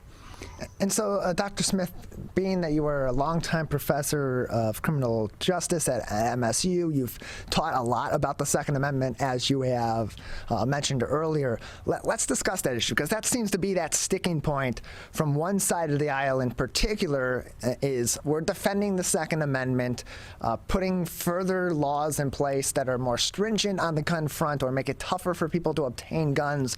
Their ideology is that it is a direct violation of Second Amendment rights. For those that don't have a direct understanding of the Second Amendment, what was the intention of the Second Amendment? And of course, as all laws and all legal documents over time, their interpretation changes with the context of society. What is the current context by which the Second Amendment is defined here in the United States? Well, I would just remind people that the words of the Second Amendment begin a well-regulated militia being necessary for the security of a free state. And so there is a debate in the Supreme Court and among legal scholars about whether this amendment was solely about states being able to arm their militias without the federal government disarming states, or whether it was about individuals being able to own firearms. And in 2008, in a 5-4 vote, as close as you can have it on the Supreme Court, for the first time ever, right? I mean, the amendment was written in 1791, but it wasn't until 2008 that there was a majority on the Supreme Court to say, oh, wait, that stuff about the militia, that's just sort of an introduction. This is really about individuals being able to own firearms. So that's still subject to debate. But the key thing here is the current Supreme Court definition of the right under the Second Amendment is a right for law-abiding adults to keep handguns in their homes for self-defense. That's the limited definition of the Second Amendment. They're currently going to decide a case about whether states have an obligation to be freer in the way they permit people to get concealed carry permits or permits to carry in public. So there may be an expansion on the horizon about carrying. But the Supreme Court has never said weapons of war, large ammunition magazines, banning those violate the Second Amendment, or requiring people to lock things at home violate the Second Amendment. They have not said those things at all. And that's why those are all in play as policies for us to consider. And the state of our laws is not because of the U.S. Supreme Court. It's because of decisions and non-decisions by our legislature, which, as you say, are partly fed by people's beliefs about the Second Amendment, because much of the discussion about the Second Amendment is really people saying, here's what I want it to mean. It's not really about the legal definition of the Second Amendment. Dr. Smith, just another couple minutes with you before we'll say goodbye. We're a little bit over time. Anything else at this moment that you would encourage Michiganders, both in leadership positions at the state level and common citizens like you and I, to be considering at this moment in time on this issue, so that we can have productive conversations and make the necessary changes that we need to prevent further acts of violence like we saw 2 weeks ago as of tomorrow at Oxford High School? Well, I think there's a couple things. One is we become so numb to these episodes that they just pass and fade, and maybe we block them from our minds from the trauma. But I think we need to now, especially in Michigan, be aware, hey, this can happen anywhere. This can happen anywhere. And people need to contact their legislators and tell their legislators, here's my view, here's my concern, here's my fear, and ask their legislators and ask political candidates, where do you stand? What are you going to do?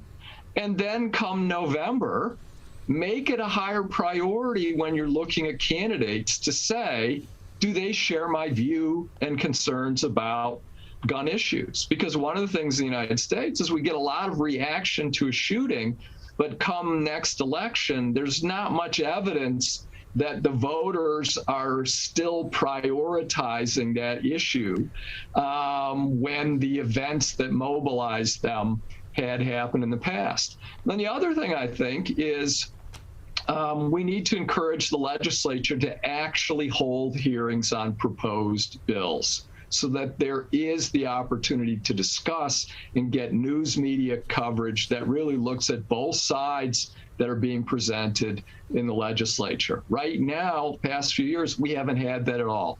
Bills are proposed and they just die as pieces of paper handed in and never get a hearing. The public on both sides of the issue deserves to have these discussions aired. And I think people should also be looking in their local communities, because there are cities that are in the state as well, thinking of ways to invest in local communities to try to reduce conflict in local communities, educate people about these problems, and there may be benefit in these kinds of grassroots programs that reach out to people and try to solve problems in neighborhoods and in communities without young people picking up firearms and thinking they need to solve their disputes themselves.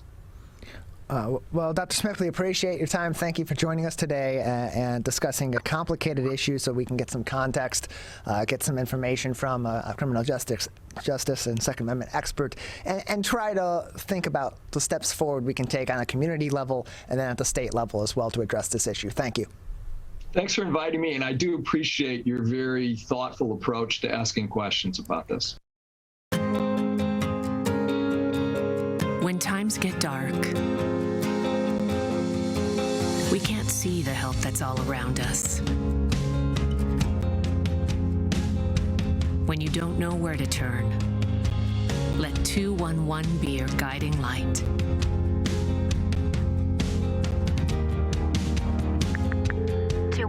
How can I help you?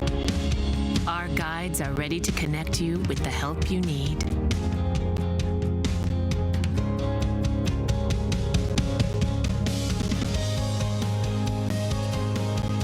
For help with food, healthcare, mental health, and other resources, call 211 or visit 211.org. 211. Get connected, get help. If you are struggling to afford your internet bills during the pandemic, there's a temporary government program that may be able to help. It's called the Emergency Broadband Benefit, and it provides up to a $50 monthly discount on your broadband bill to qualifying households. Find more information about the program, including if you qualify and how to enroll, at fcc.gov/broadbandbenefit, or call toll-free at 833-511-0311. A public service announcement from 89.3 Lakes FM.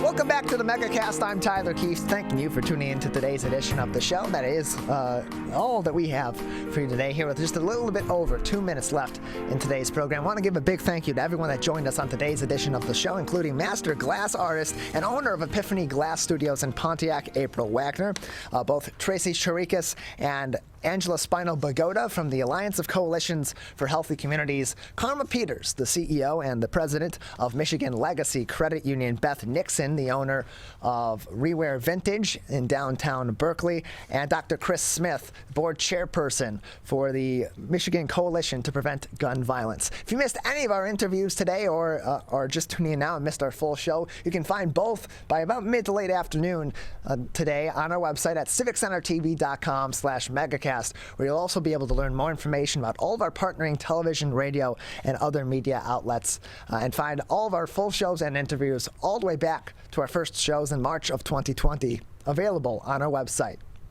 You can also go to our coronavirus page to learn more information about COVID-19 from the Centers for Disease Control and Prevention, the Michigan Department of Health and Human Services, and the Oakland County Health Division, as well as how the ongoing pandemic is affecting city business in your hometown and many of our municipalities here in the Oakland County area. Big thank you to our crew as well. Calvin Brown, our studio producer and board operator, in here with me each and every day, and not only with me, but also with Mandy Mushkin on our programming here at Civic Center TV before the Megacast, which is the Splash Live. He's in here 2.5 hours every single morning helping us with our live program, operating our board and switching all of our programs. Big thank you as well to Jared Clark, who is our Zoom producer over at our My Michigan TV offices in Troy, Michigan. And of course, Larry Nyland, our booking producer, getting everybody scheduled to come on the show and getting them ready to come on and speak about a number of different topics, preparing them and helping prepare us as well for each and every edition of the Megacast.